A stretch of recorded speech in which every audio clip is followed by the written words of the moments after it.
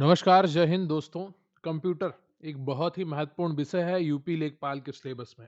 तो उसका जो थ्योरी की शुरुआत आज मैं कर रहा हूँ। आपको टोटल 4 वीडियो मिलेंगे कंप्यूटर की थ्योरी के, और पूरा कंप्यूटर आपका तैयार हो जाएगा, उससे बाहर एक भी प्रश्न नहीं जाएगा।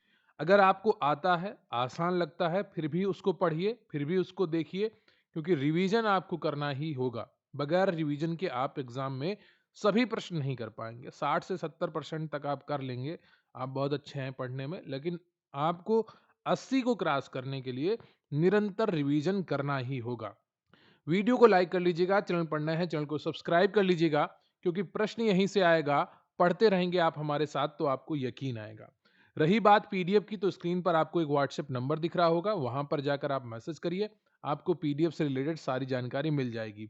पीडीएफ सभी बहुत अच्छी क्वालिटी की होती हैं, यूट्यूब की जितनी भी वीडियोस हैं उनकी पीडीएफ आपको प्रोवाइड करवाई जा रही हैं, और भी बहुत सारे एक्स्ट्रा वीडियोस की, बगैर वीडियोस की, सब्जेक्ट की, टॉपिक वाइज पीडीएफ आपको लगातार दी जा रही हैं। 80 से अधिक पीडीएफ्स ऑलरेडी हम प्रोवाइड करवा चुके हैं, और एग्जाम तक आपको तकरीबन 40 से 50 पीडीएफ्स और प्रोवाइड करवाएंगे, ताकि आपकी जो तैयारी है वो बहुत ही अच्छे तरीके से कंप्लीट हो जाए।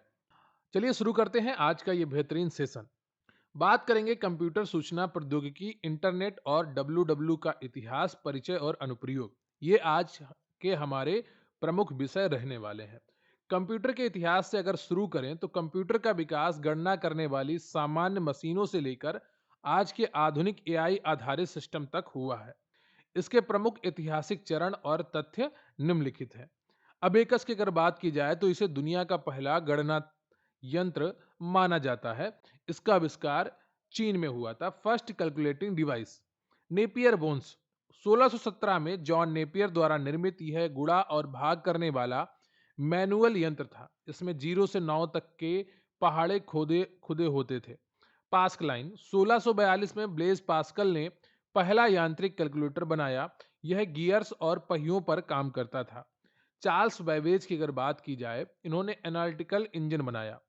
1833 में चार्ल्स बेवेज ने एनालिटिकल इंजन का डिजाइन तैयार किया। इसमें इनपुट, प्रोसेस और आउटपुट की आधुनिक अवधारणा थी, इसलिए उन्हें कंप्यूटर का जनक कहा जाता है।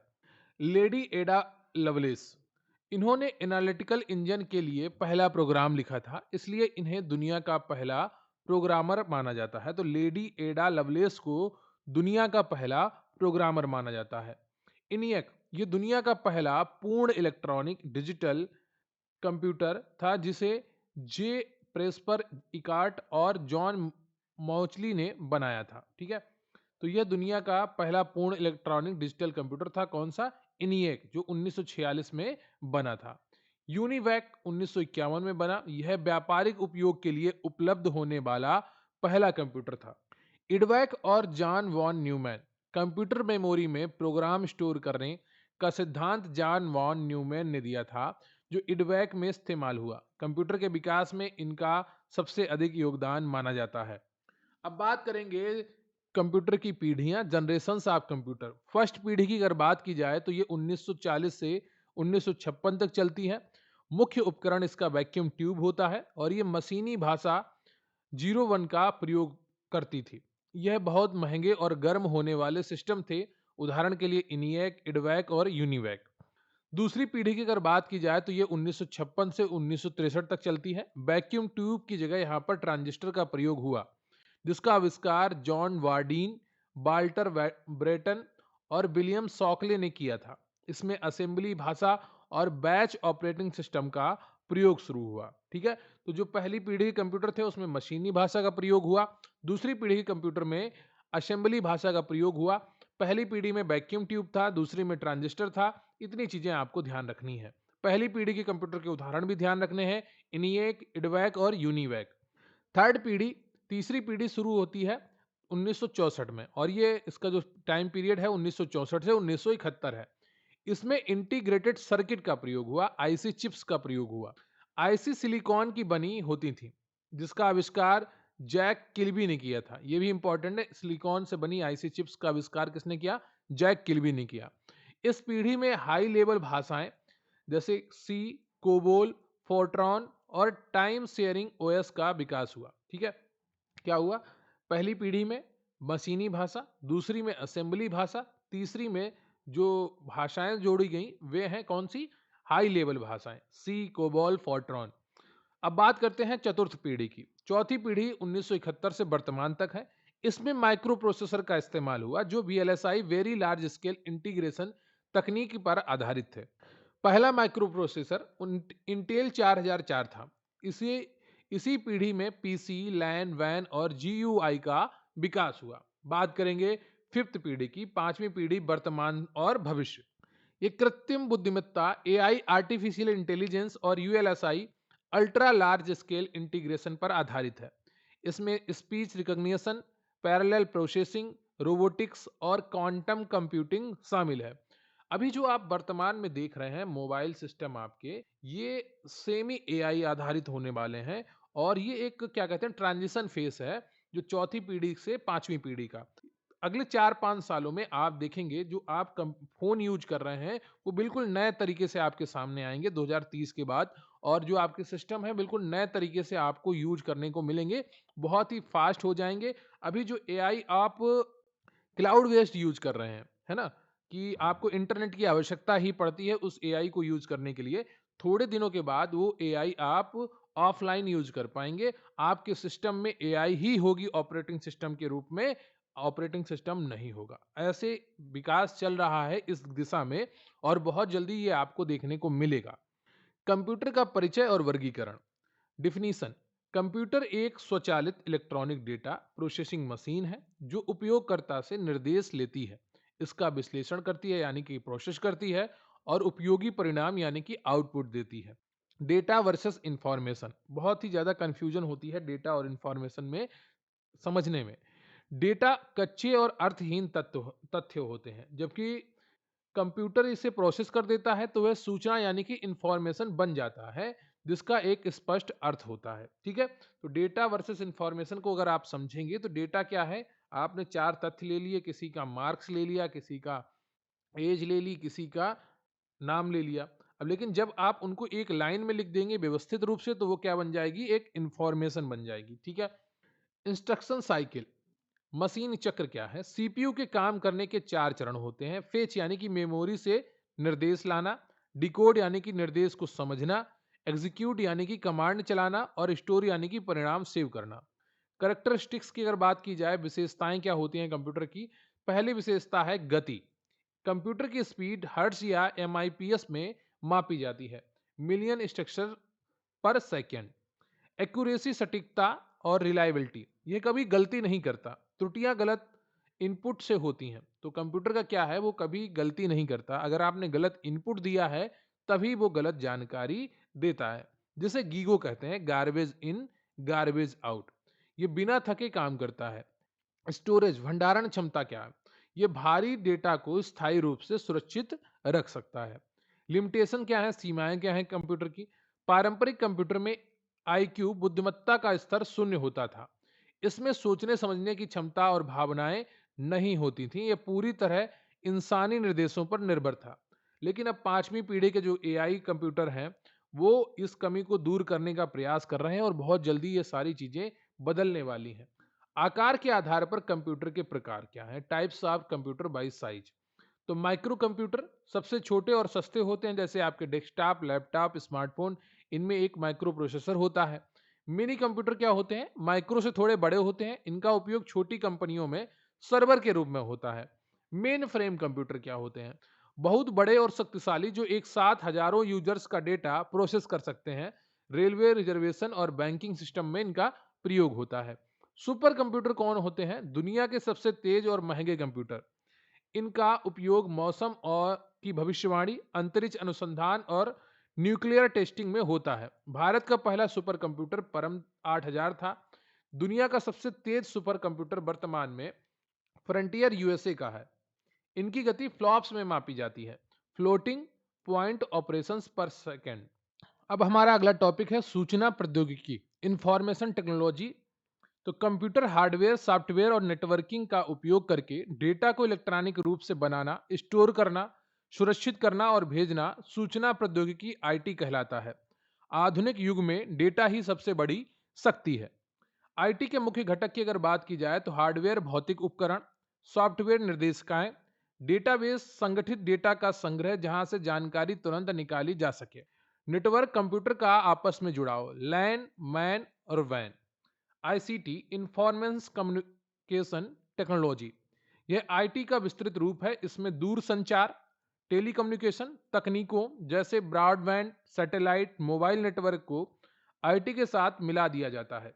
डेटा प्रोसेसिंग साइकिल ये 6 चरणों में पूरी होती है। कलेक्शन डेटा जमा करना, प्रिपरेशन तैयार करना, इनपुट इनपुट देना, प्रोसेसिंग विश्लेषण आउटपुट परिणाम और स्टोरेज। तो डेटा प्रोसेसिंग साइकिल कितने चरणों में पूरी होती है? 6। कलेक्शन यानी कि डेटा आपने जमा किया, फिर प्रिपरेशन किया, उसको तैयार किया और इनपुट दिया, फिर प्रोसेसिंग होगी उसकी, फिर आउटपुट मिलेगा और आउटपुट को आप स्टोरेज करेंगे।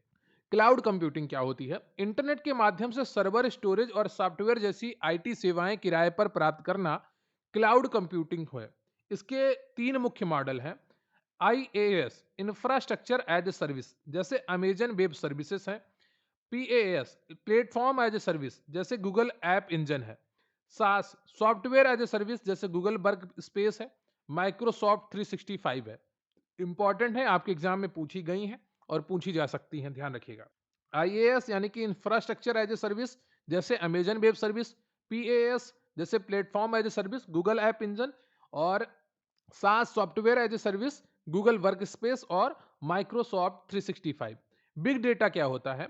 वह डेटा सेट जो इतना विशाल और जटिल है कि सामान्य डेटाबेस सॉफ्टवेयर उसे प्रोसेस नहीं कर सकते हैं। इसे 3 बी में परिभाषित किया जाता है। पहला बी है वॉल्यूम, दूसरा है वेलोसिटी और तीसरा है वैरायटी। इंटरनेट ऑफ थिंग्स क्या है? आईओटी दैनिक उपयोग की भौतिक वस्तुएं जैसे टीवी फ्रिज एसी घड़ी को इंटरनेट सेंसर से जोड़कर उन्हें स्मार्ट डिवाइस में बदलना आईओटी कहलाता है। बीपीओ और केपीओ क्या है? आईटी सेवाओं का आउटसोर्सिंग मॉडल है। बीपीओ यानी कि बिजनेस प्रोसेस आउटसोर्सिंग में कॉल सेंटर जैसे काम होते हैं। केपीओ क्या है? नॉलेज प्रोसेस आउटसोर्सिंग में उच्च स्तरीय विशेषज्ञता जैसे रिसर्च डेटा एनालिसिस वाले काम आउटसोर्स किए जाते हैं। ई गवर्नेंस में भूमिका क्या है? सरकारी कामकाज को पेपरलेस कागज रहित बनाना भारत सरकार की डिजिटल इंडिया पहल इसी पर आधारित है। उमंग ऐप, डिजी लॉकर और माई गवर्नमेंट इसके प्रमुख उदाहरण है। माई जीओबी, ठीक है, जो स्मार्ट गवर्नेंस लाते हैं। तो ई गवर्नेंस में क्या क्या आता है?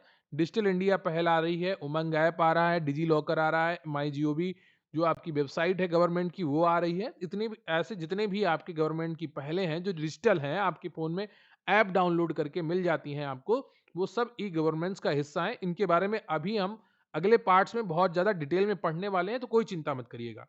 अब हम बात कर लेते हैं सूचना प्रौद्योगिकी अधिनियम 2000 की, आईटी एक्ट 2000 की। भारत में ई कॉमर्स को कानूनी मान्यता देने और साइबर अपराधों को रोकने के लिए भारत संसद द्वारा 17 अक्टूबर 2000 को आईटी एक्ट लागू किया गया। यह यूनिसिट्रल मॉडल पर आधारित है। मुख्य उद्देश्य क्या था इसका? इलेक्ट्रॉनिक डेटा और डिजिटल हस्ताक्षर को कानूनी मान्यता देना, साइबर अपराधों के लिए दंड का प्रावधान करना और बैंकों सरकारी विभागों में इलेक्ट्रॉनिक फंड ट्रांसफर को सक्षम बनाना। डिजिटल सिग्नेचर यह एक गणितीय तकनीकी है जो डिजिटल संदेश या दस्तावेज की प्रामाणिकता को सिद्ध करती है। आईटी एक्ट 2000 इसे कानूनी मान्यता देता है और इसे सर्टिफाइंग अथॉरिटी सीए द्वारा जारी किया जाता है। अब हम बात करते हैं संशोधन 2008 की। इसमें कई नए साइबर अपराधों को जोड़ा गया और साइबर आतंकवाद और डेटा प्राइवेसी को परिभाषित किया गया। बात करते हैं महत्वपूर्ण धाराएं की इसकी। तो परीक्षा की दृष्टि से कुछ महत्वपूर्ण धाराएं इसमें शामिल हैं जो आपके एग्जाम में पूछी जा सकती हैं। संभावना है, जरूरी नहीं कि पूछी जाएं। किसी कंप्यूटर या नेटवर्क को नुकसान पहुंचाना, इसमें बिना अनुमति डेटा डाउनलोड करना भी शामिल है। क्षतिपूर्ति का प्रावधान है।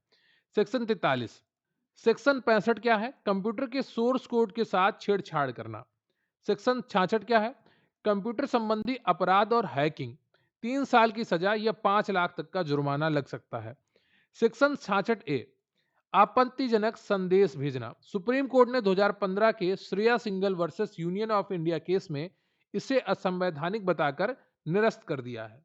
सेक्शन 66 सी, पहचान की चोरी, किसी का पासवर्ड या डिजिटल हस्ताक्षर चुराकर उसका उपयोग करना एक अपराध है। सेक्शन 66 डी, कंप्यूटर या इंटरनेट के माध्यम से प्रतिरूपण द्वारा छलावरण करना, जैसे फर्जी ईमेल या प्रोफाइल बनाकर ठगी करना। सेक्शन 66 ई, किसी की गोपनीयता का उल्लंघन करना, जैसे बिना अनुमति निजी तस्वीरें खींचना या शेयर करना, यह भी एक अपराध है। सेक्शन 66 एफ, साइबर आतंकवाद, देश की एकता, अखंडता और सुरक्षा को खतरा पहुंचाना, इसमें आजीवन कारावास तक की सजा है। सेक्शन 67, इलेक्ट्रॉनिक रूप में अश्लील सामग्री प्रकाशित या प्रसारित करना। अब हम बढ़ेंगे अपने अगले सेक्शन की तरफ, इंटरनेट का इतिहास और नेटवर्क के प्रकार। अर्पानेट 1969, अमेरिका के रक्षा विभाग ने दुनिया का पहला network ARPANET advance research project agency network बनाया। यहीं से इंटरनेट की नींव रखी गई। देखिए अमेरिका का सुरक्षा विभाग कितना एडवांस था। 1969 में उसने अर्पानेट नाम से इंटरनेट बना लिया, अपना नेटवर्क बना लिया। तभी अमेरिका आज दुनिया पे राज कर पा रहा है। जो टेक्नोलॉजी को पकड़ता है, जो टेक्नोलॉजी का आविष्कार करता है, वही सबसे आगे जाता है। विंट सर्फ, इन्हें इंटरनेट का जनक, फादर ऑफ इंटरनेट कहा जाता है, क्योंकि इन्होंने बॉब कहान के साथ मिलकर टीसीपी आईपी प्रोटोकॉल बनाया। टीसीपी आईपी 1983, 1 जनवरी 1983 को अर्पानेट ने टीसीपी आईपी को मानक रूप में अपनाया। यह इंटरनेट का आधारभूत प्रोटोकॉल है। भारत में सार्वजनिक रूप से इंटरनेट की शुरुआत 15 अगस्त 1995 को बीएसएनएल विदेश संचार निगम लिमिटेड द्वारा की गई थी। अभी हम बाद में जब मेन टॉपिक आएगा तब टीसीपी आईपी को डिटेल में पढ़ेंगे, लेकिन अभी आप सिर्फ इसको एज ए इंटरनेट की जो बेसिक चीजें हैं उनके बारे में समझने के लिए पढ़ रहे हैं। नेटवर्क के प्रकार, लैन, लोकल एरिया नेटवर्क, एक ही बिल्डिंग या ऑफिस में जो नेटवर्क का प्रयोग होता है वो लैन होता है, जैसे एक ईथरनेट वाईफाई। ठीक है, एक ही बिल्डिंग में ऑफिस में जब फोन सारे कनेक्ट होते हैं, फोन मिलाते हैं, एक नंबर दो नंबर कनेक्ट हो जाते हैं, तो ये क्या होते हैं, लैन होते हैं।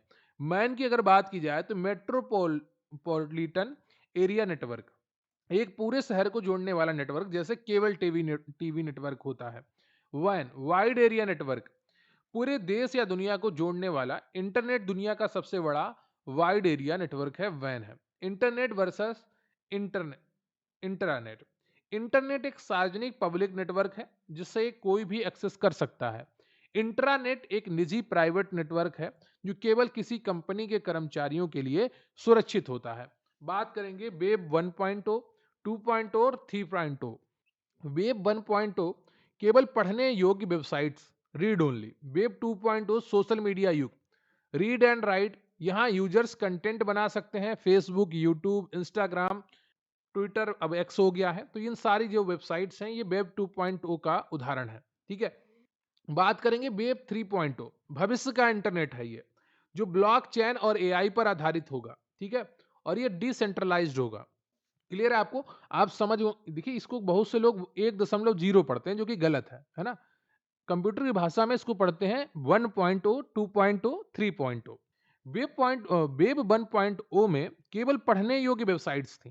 ठीक है, कि उसमें केवल पढ़ा जा सकता था, जो न्यूज की वेबसाइट होती थी ज्यादातर, और कॉलेज की वेबसाइट्स होती हैं। वेब 2.0 में क्या आया कि सोशल मीडिया युग शुरू हुआ। यहाँ पर आप लिख भी सकते हैं और पढ़ भी सकते हैं, अपना कंटेंट स्वयं बना सकते हैं। वेब 3.0 में भविष्य का इंटरनेट की बात की गई, जो ब्लॉकचेन और एआई पर आधारित है। क्रिप्टो करेंसी जो है वो वेब 3.0 की बात है। बात करेंगे अब डब्ल्यू वेब ब्राउजर और प्रोटोकॉल्स की। टिम बर्नर्स-ली, 1989 में ब्रिटिश वैज्ञानिक टिम बर्नर्स-ली ने डब्ल्यू यानी कि वर्ल्ड वाइड वेब का आविष्कार किया। इन्होंने ही पहला वेब ब्राउजर नेक्सस और एचटीएमएल का निर्माण भी किया था। एचटीटीपी वर्सेस एचटीटीपीएस, एचटीटीपी एक पुराना प्रोटोकॉल है, हाइपर टेक्स्ट ट्रांसफर प्रोटोकॉल। यह प्रोटोकॉल है जो वेब सर्वर से आपके ब्राउजर तक वेब पेज लाता है। एचटीटीपीएस, इसमें जो एस है वो सिक्योर है, उसका फुल फॉर्म सिक्योर है।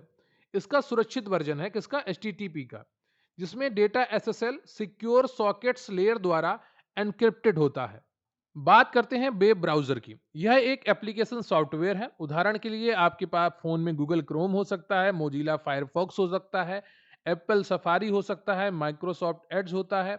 इसका पुराना नाम इंटरनेट एक्सप्लोरर था। ओपेरा, बहुत सारे ब्राउजर हैं, है ना। तो ये सब क्या है, वेब ब्राउजर हैं। जब आप अपने फोन में कोई वेबसाइट खोलना चाहते हैं तो वेब ब्राउजर्स का आप प्रयोग करते हैं। सर्च इंजन की अगर बात की जाए तो यह इंटरनेट पर जानकारी खोजने का टूल है, जैसे गूगल है, बिंग है, याहू है, डकडकगो है, वैदू है। ये वेब क्रॉल्स या स्पाइडर्स हैं का उपयोग करके वेब पेजों का को इंडेक्स करता है। ठीक है, बात करते हैं यूआरएल की। यूनिफॉर्म रिसोर्स लोकेटर इसका फुल फॉर्म है। इंटरनेट पर किसी वेब पेज का अद्वितीय पता होता है। इसके तीन भाग होते हैं। पहला होता है प्रोटोकॉल। अब जैसे यहाँ पर http:// लगा है तो ये आपका शुरुआत होती है ना। https लग जाएगा तो सिक्योर हो जाएगा। डोमेन नाम क्या होगा? www.google.com। ठीक है, तो पाथ को सर्च करने के लिए स्लैश का प्रयोग होता है। डीएनएस डोमेन नेम सिस्टम, इसे इंटरनेट की फोन बुक कहा जाता है। ये इंसानों द्वारा पढ़े जाने वाले डोमेन नेम, जैसे google.com को कंप्यूटर द्वारा पढ़े जाने वाले आईपी एड्रेस जैसे 192.168.1.1 में बदलता है। ये IPv4 एड्रेस है। ठीक है, IPv4 32 बिट के एड्रेस होते हैं, इनको बारे में हम बाद में पढ़ेंगे। टॉप लेवल डोमेन कौन सी होती हैं? वेबसाइट का प्रकार बताते हैं, जैसे .com ये कॉमर्शियल होती हैं, .edu एजुकेशन से रिलेटेड वेबसाइट्स होती हैं, .gov गवर्नमेंट से रिलेटेड वेबसाइट होती हैं, .org ऑर्गेनाइजेशन की वेबसाइट होती हैं, .in जो इंडिया के लिए महत्वपूर्ण है, इंडिया के टारगेट करके बनाई गई हैं, वो .in वेबसाइट्स होती हैं। कुकीज की अगर बात की जाए तो वेब ब्राउजर द्वारा यूजर के कंप्यूटर में सेव की गई छोटी टेक्स्ट फाइल होती है जो यूजर की प्राथमिकताएं और लॉगिन डिटेल्स याद रखती हैं। अब हम बात करेंगे अनुप्रयोग, जो applications of internet and IT. E commerce बहुत बड़ा अनुप्रयोग है, बहुत बड़ा बाजार मार्केट खड़ी कर दी है। ई कॉमर्स वस्तुओं सेवाओं की ऑनलाइन खरीद बिक्री। बीटी अरे B to B business to business, India Mart है जैसे, है ना। तो एक बिजनेस दूसरे बिजनेस से खरीदता है, क्या होता है ये? B2B बिजनेस मॉडल है कि यहाँ पर ज़्यादा चीज़ें बहुत सारी मात्रा में खरीदी जाती हैं। इंडिया मार्ट एक वेबसाइट है, वहाँ पर आप थोक में ऑर्डर दे सकते हैं, बल्क में ऑर्डर दे सकते हैं, तो बिजनेस टू बिजनेस परचेज होती है। B2C business to custom consumer, ठीक है, इसको कस्टमर भी कहते हैं, business to consumer. Amazon, Flipkart है, जियो मार्ट है ना, बहुत सारी वेबसाइट्स हैं। C2C consumer to consumer, OLX है, क्विकर है। यानी कि आपने C2C कंज्यूमर टू कंज्यूमर का मतलब है यहाँ पर कंज्यूमर ही पोस्ट करेगा और कंज्यूमर ही बेचेगा और कंज्यूमर ही खरीदेगा, बिजनेस बीच में इसमें कुछ नहीं करेगा। ठीक है, अब हम बात करते हैं ई बैंकिंग एंड डिजिटल पेमेंट्स की। इंटरनेट के जरिए फंड ट्रांसफर। भारत के NPCI national payments corporation of India ने यूपीआई यूनिफाइड पेमेंट्स इंटरफेस बनाया है जो रियल टाइम पेमेंट करता है। इसके अलावा एनईएफटी, आरटीजीएस, आईएमपीएस प्रमुख है। ई एग्रीकल्चर, किसानों के लिए आईटी का उपयोग। उदाहरण ई नाम नेशनल एग्रीकल्चर मार्केट किसानों के लिए ऑनलाइन मंडी है, किसान सुविधा ऐप मौसम और फसल की जानकारी देता है। Telemedicine and E health, internet के माध्यम से दूर बैठे मरीजों को डॉक्टरी परामर्श देना। ई संजीवनी भारत सरकार का एक प्रमुख टेलीमेडिसिन प्लेटफॉर्म है। इस पे आप रजिस्टर करके फोन करके डॉक्टर से टेलीमेडिसिन के बारे में जानकारी ले सकते हैं, कंसल्ट कर सकते हैं आपकी अगर कोई समस्या है। E learning digital education, Bharat सरकार के पोर्टल स्वयं फ्री ऑनलाइन कोर्सेस दीक्षा शिक्षकों और छात्रों के लिए डिजिटल इंफ्रास्ट्रक्चर की बात करता है। Virtual reality VR, augmented reality AR. VR क्या है? आभासी वास्तविकता है, कंप्यूटर द्वारा बनाया गया पूरी तरह से एक नया 3D कृत्रिम वातावरण जिसे बीआर हेडसेट लगाकर गेम खेलना। ठीक है, एआर संवर्धित वास्तविकता, असली दुनिया के ऊपर डिजिटल तत्वों का दिखाना, जैसे पोकेमॉन गो गेम या स्नैपचैट फिल्टर्स। ब्लॉकचेन टेक्नोलॉजी क्या है? ये डेटा स्टोर करने का एक सुरक्षित डिजिटल लेजर है, जिसे हैक करना या बदलना लगभग असंभव है। क्रिप्टो करेंसी बिटकॉइन इसी तकनीकी पर काम करते हैं। अब हम बात करेंगे कंप्यूटर के हार्डवेयर और सॉफ्टवेयर की, बहुत ही महत्वपूर्ण टॉपिक है, यहां से आपकी परीक्षा में एक प्रश्न तो कम से कम बनेगा। कंप्यूटर के वे भौतिक भाग जिन्हें हम देख और छू सकते हैं, इनमें मदरबोर्ड आएगा, प्रोसेसर आएगा, मेमोरी आएगी और इनपुट आउटपुट डिवाइसेस आएंगी। ये सब क्या है? हार्डवेयर है।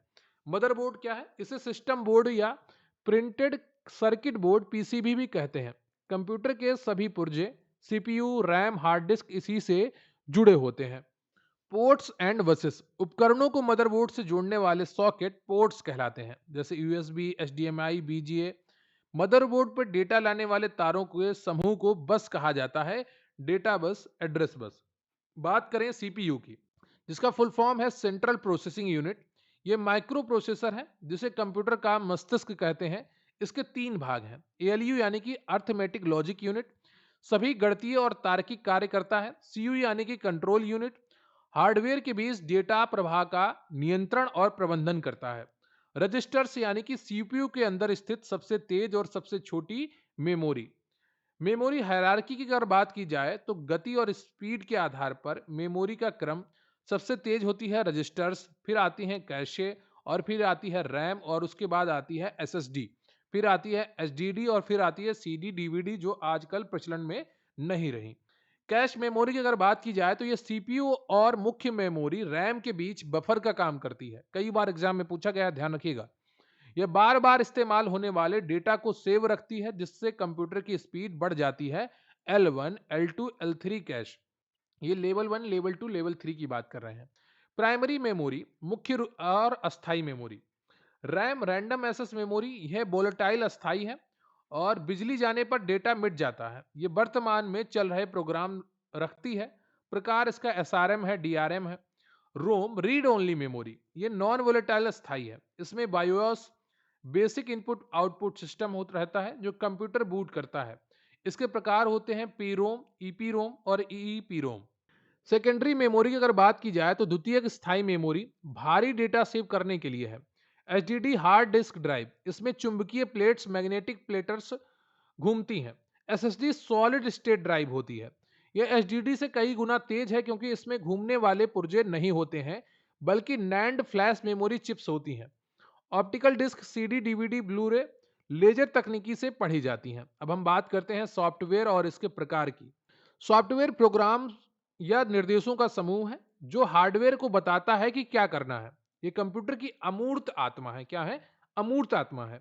तो सिस्टम सॉफ्टवेयर के बारे में आपने बहुत कुछ पढ़ा है। यह कंप्यूटर हार्डवेयर को संचालित और नियंत्रित करता है। इसके बिना कंप्यूटर स्टार्ट नहीं हो सकता। ऑपरेटिंग सिस्टम की अगर बात की जाए तो सबसे महत्वपूर्ण सिस्टम सॉफ्टवेयर है। उदाहरण के लिए आपके पास विंडोज है, जो आपके लैपटॉप ज्यादातर यूज होते हैं विंडोज पर होते हैं, मैक ओएस पे होते हैं, लिनक्स और एंड्रॉयड। ओएस के प्रमुख कार्य क्या हैं? मेमोरी मैनेजमेंट, प्रोसेस मैनेजमेंट और फाइल मैनेजमेंट और सिक्योरिटी। डिवाइस ड्राइवर्स क्या हैं? वे छोटे सॉफ्टवेयर जो किसी विशिष्ट हार्डवेयर जैसे प्रिंटर, ग्राफिक्स कार्ड का को ओएस से बात करने में मदद करते हैं। एप्लीकेशन सॉफ्टवेयर की अगर बात की जाए तो ये यूजर उपयोगकर्ता के विशिष्ट कार्यों के लिए बनाए जाते हैं। जनरल पर्पज के लिए एमएस वर्ड, डॉक्यूमेंट बनाने के लिए एमएस एक्सेल, स्प्रेडशीट और कैलकुलेशन के लिए ब्रेव ब्राउजर, इंटरनेट के लिए। कस्टमाइज जो होते हैं वो होते हैं टैली, अकाउंटिंग के लिए railway reservation software. Utility software कौन से होते हैं? ये कंप्यूटर के रख रखाव, मेंटेनेंस, सुरक्षा और गति बढ़ाने का कार्य करते हैं। उदाहरण के लिए antivirus software, disk cleanup, fragmenter, storage व्यवस्थित करना और data backup tools. Open source versus versus proprietary software. Open source कौन होते हैं? जिनका सोर्स कोड सभी के लिए मुफ्त उपलब्ध होता है और कोई भी उसे बदल सकता है। उदाहरण के लिए लिनक्स, मोजिला फायरफॉक्स और एंड्रॉयड। प्रोप्राइटरी क्लोज्ड सोर्स होते हैं जो किसी कंपनी के अधिकार में होते हैं और उन्हें खरीदना पड़ता है। उदाहरण के लिए माइक्रोसॉफ्ट विंडोज, एमएस ऑफिस और मैक ओएस। बात करेंगे लैंग्वेज ट्रांसलेटर्स की, भाषा अनुवादक। इंसान हाई लेवल भाषा सी प्लस प्लस जावा लिखता है जिसे कंप्यूटर 01 नहीं समझता है। कंपाइलर का प्रयोग होता है इसके लिए। ये पूरे प्रोग्राम को एक साथ पढ़कर मशीनी भाषा में बदल देता है। कंपाइलर क्या करता है? पूरे प्रोग्राम को एक साथ पढ़कर उसे मशीनी भाषा में बदल देता है। इंटरप्रेटर क्या करता है? प्रोग्राम को लाइन दर लाइन पढ़कर अनुवाद करता है। और असेंबलर क्या करता है? असेंबली भाषा को मशीनी भाषा में बदलता है। ठीक है। फर्मवेयर क्या होते हैं? यह एक स्थायी सॉफ्टवेयर है जो किसी हार्डवेयर डिवाइस की रोम चिप में निर्माण के समय ही डाल दिया जाता है। उदाहरण के लिए BIOS, basic input output system, जो आप कीबोर्ड यूज करते हैं, माउस यूज करते हैं, माइक यूज करते हैं, इन सब के फर्मवेयर होते हैं जो हार्डवेयर में पड़े होते हैं। ठीक है। तो वो क्या करते हैं? वो जाएंगे तो अपने आप सिस्टम को कनेक्ट कर पाएंगे। फर्मवेयर होते हैं। ठीक है। हर सिस्टम का एक फर्मवेयर होता है जो हार्डवेयर की डिवाइस में की रोम में पड़े होते हैं। इनपुट और आउटपुट उपकरण। इनपुट डिवाइसेस वे उपकरण जो बाहरी दुनिया से डेटा या निर्देश लेकर कंप्यूटर के अंदर भेजते हैं। शुरू करेंगे कीबोर्ड से। स्टैंडर्ड कीबोर्ड क्यूएलटी लेआउट पर आधारित होते हैं और इसमें 104 कीज होती हैं। सबसे लंबी कीज जो है वो स्पेस बार होती है। F1 से F12 तक की जो कीज होती हैं वो 12 फंक्शंस कीज होती हैं। माउस एक पॉइंटिंग डिवाइस है जिसका आविष्कार डगलस एंगलवार्ट ने किया था। ग्राफिकल यूजर इंटरफेस में इसका सर्वाधिक उपयोग है। ट्रैकबॉल या जॉयस्टिक। ट्रैकबॉल माउस का ही एक रूप है जिसमें ऊपर एक बॉल होती है। जॉयस्टिक का मुख्य उपयोग कंप्यूटर वीडियो गेम खेलने और सिमुलेटर कंट्रोल में होता है। स्कैनर भौतिक दस्तावेजों की हार्ड कॉपी को डिजिटल फॉर्मेट में बदलता है। MICR magnetic ink character recognition. इसका उपयोग मुख्य रूप से बैंकिंग क्षेत्र में चेक पर छपे विशेष चुंबकीय अक्षरों को तेजी से पढ़ने के लिए किया जाता है। OCR optical character recognition scan किए गए हाथ से लिखे टेक्स्ट और तस्वीर को एडिट करने योग्य टेक्स्ट में बदलता है। ओमार ऑप्टिकल मार्क रिकॉग्निशन बहुकल्पीय परीक्षाओं MCQ की उत्तर पुस्तिकाओं पर पेंसिल पेन के निशानों को चेक करने के काम आता है। बारकोड रीडर जिसे BCR कहते हैं और QR कोड रीडर। BCR दुकानों मॉल में प्रोडक्ट पर छपी काली सफेद वर्टिकल लाइनों को पढ़ता है। QR code quick response code 2D matrix barcode है जिसमें URL या पेमेंट जानकारी स्टोर होती है। Microphone and webcam. Microphone phone आवाज को इनपुट करता है जबकि वेब कैमरा लाइव वीडियो तस्वीरें कंप्यूटर में भेजता है। डिजिटाइजर या ग्राफिक टैबलेट इसमें एक पैड और एक लाइट पेन होता है जिसको स्टाइलस कहते हैं, जिसका उपयोग कंप्यूटर पर सीधा हाथ से चित्र बनाने या सिग्नेचर करने के लिए होता है। बात करेंगे अब आउटपुट डिवाइसेस की। ये भी बहुत ही महत्वपूर्ण है। वे उपकरण जो कंप्यूटर द्वारा प्रोसेस किए गए परिणाम को मानव के समझने योग्य रूप में दृश्य ध्वनि प्रिंट में प्रदर्शित करते हैं। आपके मोबाइल की स्क्रीन है ना, तो ये क्या है, एक आउटपुट डिवाइस है। मॉनिटर इसे वीडियो विजुअल डिस्प्ले यूनिट कहते हैं। ये सॉफ्ट कॉपी आउटपुट देता है। स्क्रीन की क्वालिटी रिजोल्यूशन पर निर्भर करती है। स्क्रीन पर सबसे छोटे बिंदु को पिक्सल कहते हैं। रिफ्रेश रेट मॉनिटर एक सेकंड में कितनी बार स्क्रीन को रिफ्रेश करता है हर्ट्ज में मापा जाता है। इसके प्रकार होते हैं। CRT ये पुराने बड़े डिब्बे वाले थे, फिर आया LCD लिक्विड क्रिस्टल, फिर आया LED और बेहतर हो गया, अब आ गया है OLED। बात करेंगे प्रिंटर की। कंप्यूटर डेटा को कागज पर छापकर हार्ड कॉपी में बदलता है। प्रिंटर की स्पीड PPM पेजेस पर मिनट और क्वालिटी DPI डॉट्स पर इंच में मापी जाती है। प्रिंटर दो प्रकार के होते हैं। एक होता है इम्पैक्ट प्रिंटर, ये कागज पर चोट करके छापते हैं और ये बहुत शोर करते हैं। उदाहरण के लिए dot matrix printer, Daisy wheel line printer. अगला होता है non impact printer. Non impact printer क्या करता है, ये कागज पर बिना छुए लेजर या स्याही के छिड़काव से प्रिंट करते हैं। क्वालिटी अच्छी होती है और शोर नहीं करते हैं।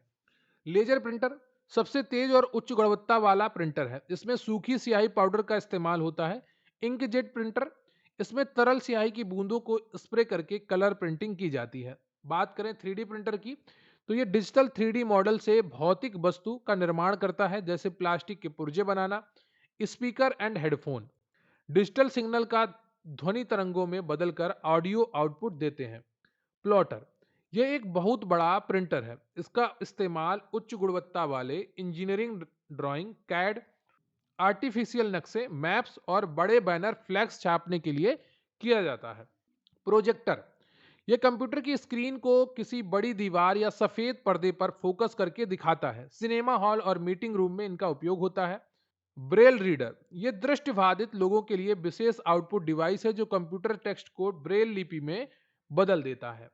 अब हम पढ़ेंगे 30 मोस्ट इंपॉर्टेंट वन लाइनर्स जो आज के टॉपिक्स पर आधारित हैं और आपके एग्जाम के लिए महत्वपूर्ण हो सकते हैं। भारत का पहला सुपर कंप्यूटर परम 8000 है जिसे सीडैक पुणे द्वारा 1991 में विकसित किया गया था। कंप्यूटर साक्षरता दिवस हर साल 2 दिसंबर को मनाया जाता है, याद रखिएगा। एक बाइट में 8 बिट्स होते हैं और 4 बिट्स के समूह को एक निबल कहते हैं। CPU की गति की मापने की इकाई हर्ट्ज या MIPS होती है। कंप्यूटर प्रोग्राम में आने वाली त्रुटि को बग कहते हैं और उसे सुधारने की प्रक्रिया को डिबगिंग कहते हैं।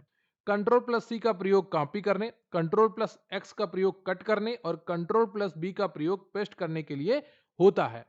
इंटरनेट पर वेब पेजों को बनाने के लिए HTML hyper text markup language का प्रयोग किया जाता है। मॉनिटर की स्क्रीन पर दिखाई देने वाले सबसे छोटे बिंदु को पिक्सल कहा जाता है। स्क्रीन का रेजोल्यूशन पिक्सल में मापा जाता है। रोम की अगर बात की जाए तो रीड ओनली मेमोरी एक नॉन वोलेटाइल मेमोरी है जिसमें कंप्यूटर को बूट करने वाला BIOS प्रोग्राम स्टोर होता है। PDF का पूर्ण रूप पोर्टेबल डॉक्यूमेंट फॉर्मेट होता है जिसे एडोब कंपनी ने बनाया है।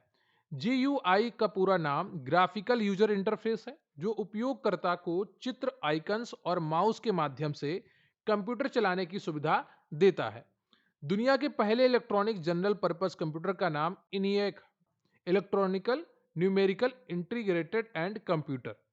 ईमेल का आविष्कार रे टॉमलिंसन ने किया और ईमेल पते में एट द रेट चिन्ह अनिवार्य है। ठीक है, जो ईमेल पता होता है उसमें एट द रेट का चिन्ह अनिवार्य होता है।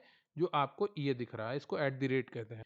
किसी वेबसाइट का पहला या मुख्य पेज होम पेज कहलाता है। हार्ड डिस्क एक प्रकार की सेकेंडरी यानी कि द्वितीयक और मैग्नेटिक चुंबकीय मेमोरी है। कीबोर्ड की F1 से F12 तक की कुंजियों को फंक्शन कीज कहते हैं। F1 सामान्यतः हेल्प के लिए होती है और F5 रिफ्रेश के लिए होती है। जब कोई कंप्यूटर इंटरनेट से जुड़ता है तो उसे एक यूनिक नंबर मिलता है जिसे IP एड्रेस कहते हैं। IPv4 32 बिट का होता है और IPv6 128 बिट का होता है। वाईफाई का पूर्ण रूप वायरलेस फाइडेलिटी होता है जो रेडियो तरंगों का उपयोग करता है। कैश मेमोरी CPU और मुख्य मेमोरी के बीच स्थित बहुत तेज मेमोरी होती है जो कंप्यूटर की स्पीड बढ़ाती है। किसी फाइल को परमानेंट डिलीट करने के लिए शिफ्ट प्लस डिलीट कुंजी का प्रयोग किया जाता है। इससे फाइल रिसाइकिल बिन में नहीं जाती है बल्कि परमानेंट डिलीट हो जाती है। जंक ईमेल अवांछित ईमेल या विज्ञापन को स्पैम कहा जाता है। कंप्यूटर को नेटवर्क से जोड़ने के लिए मदरबोर्ड और पर NIC नेटवर्क इंटरफेस कार्ड की आवश्यकता होती है। MS एक्सेल में वर्क बुक मूल रूप से वर्क शीट्स का एक संग्रह होती है। मॉडेम मॉड्यूलेटर और डीमॉड्यूलेटर डिजिटल सिग्नल को एनालॉग टेलीफोन लाइन और एनालॉग सिग्नल को डिजिटल में बदलता है जिससे इंटरनेट चल पाता है। बार कोड रीडर एक इनपुट डिवाइस है जो प्रोडक्ट पर छपी काली वर्टिकल लाइन को पढ़ता है। भारत में निर्मित पहला सामान्य उद्देशीय कंप्यूटर सिद्धार्थ था जिसे इलेक्ट्रॉनिक कॉरपोरेशन ऑफ इंडिया ने बनाया था। LU arithmetic logic unit computer का वह भाग है जो गणितीय जोड़ घटाव और तार्किक गणनाएं करता है।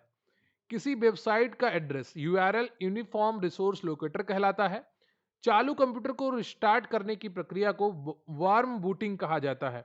शॉर्टकट की है कि कंट्रोल आल्ट प्लस डिलीट। बंद कंप्यूटर को चालू करना कोल्ड बूटिंग कहलाता है। लिनक्स और Android open source system software के उदाहरण हैं जो मुफ्त में उपलब्ध है। तो ये रहे आज का आपका कंप्यूटर का पहला सेक्शन यूपी लेखपाल के लिए। उम्मीद करता हूं आपको क्लास पसंद आई होगी। वीडियो को लाइक कर लीजिएगा, चैनल पर नए हैं चैनल को सब्सक्राइब कर लीजिएगा और अपने दोस्तों के साथ भी वीडियो शेयर करिएगा। कमेंट करके बताइएगा कि आज का आपको ये सेशन कैसा लगा। देखिए आज ये पहला पार्ट है और आपने जो आपका बेसिक कंप्यूटर का नॉलेज है, जो आपके सिलेबस में दिए गए टॉपिक्स हैं उन सबको कवर किया जा रहा है। बाकी 3 पार्ट में आपको पूरा सिलेबस कंप्लीट मिलने वाला है, ये मेरी गारंटी है। आप बस हमारे साथ बने रहिए। कंप्यूटर का एक एक प्रश्न आपका इन्हीं 4 टॉपिक्स के अंदर से आएगा, एक भी बाहर नहीं जाएगा, इसकी गारंटी है। तो मिलेंगे फिर किसी अन्य वीडियो में, लेकिन उससे पहले आप वीडियो को लाइक जरूर करिएगा। और रही बात PDF की, तो स्क्रीन पर आपको एक व्हाट्सएप नंबर दिख रहा होगा, वहां पर आप मैसेज करके PDFs के बारे में पूरी जानकारी प्राप्त कर सकते हैं।